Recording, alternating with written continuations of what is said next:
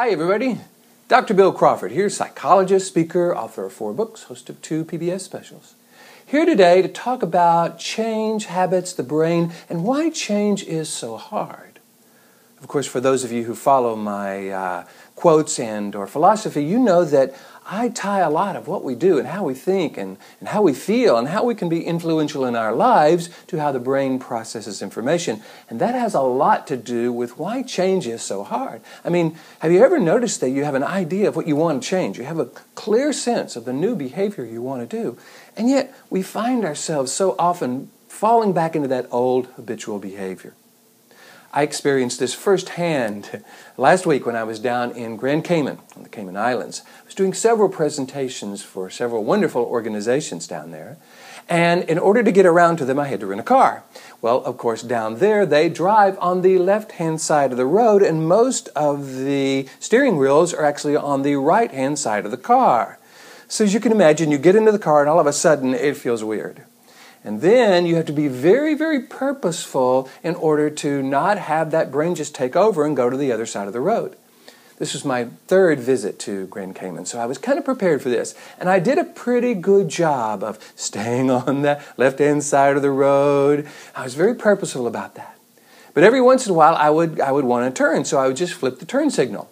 Well, the turn signal on those cars were over here. So here would be the windshield wipers going back and forth. And there was one time when we were going in one of those roundabouts where several cars are coming in different directions and you're just kind of supposed to know who has the right of way. Well, I was already kind of doing my best to stay on the right-hand side of the road. And so when I came up there, I started to go and my passenger went, "Look out." And I immediately looked to see where the car was coming from. Of course, the car was coming from the other direction. But you see, my brain in that look-out, fight or flight reaction didn't process that. And I think that's the challenge we have to understand, is that so many of our habits are unconscious. And therefore, in order to create new habits, we've got to be very conscious, very, very purposeful. The reason all this happens is because every time we think something or do something or feel something, we create what's called a neural pathway.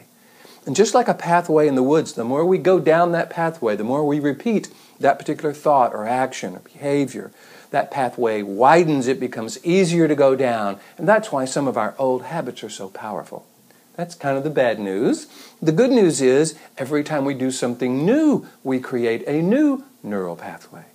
So the way to make changes in your life is really not to stop the problem. It's to start or practice the solution.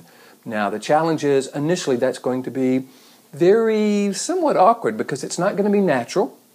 We're going to have to think about it. We're going to be very purposeful in doing it. However, if we do that over and over and over, we're creating a new neural pathway and going down it again and again and again, and pretty soon, that will become a habit. Now, they say it takes 21 days to change a habit. Well, I wasn't going to be in Grand Cayman, unfortunately, for 21 days, so I wasn't expecting this new way of being or driving just to become a habit. I had to be very, very purposeful. And I had to be very purposeful also about when I had to react without thinking what part of the brain that went to, because if it went to the brainstem, that reactive old habitual part, then I was in trouble. And that's what happens when we're trying to create change and we find ourselves doing that old behavior. We're going to that old habitual part of the brain. If we can go, okay, good information, we don't have to get worried or frightened about that because worry and fear come from that old habitual part of the brain. We just want to create that new neural pathway and go down it again and again. Now, the good news is we can do this in our imagination because when we imagine doing a new behavior, it creates and reinforces this new neural pathway. So while doing the behavior is wonderful, and I encourage you to do that as much as possible, even imagining the new behavior can be a way to create change in your life in a way that is more purposeful, makes the statements you want to make about who you are, and in a way you would teach to those you love. I hope you're finding these videos valuable. I'm having a ball bringing them to you.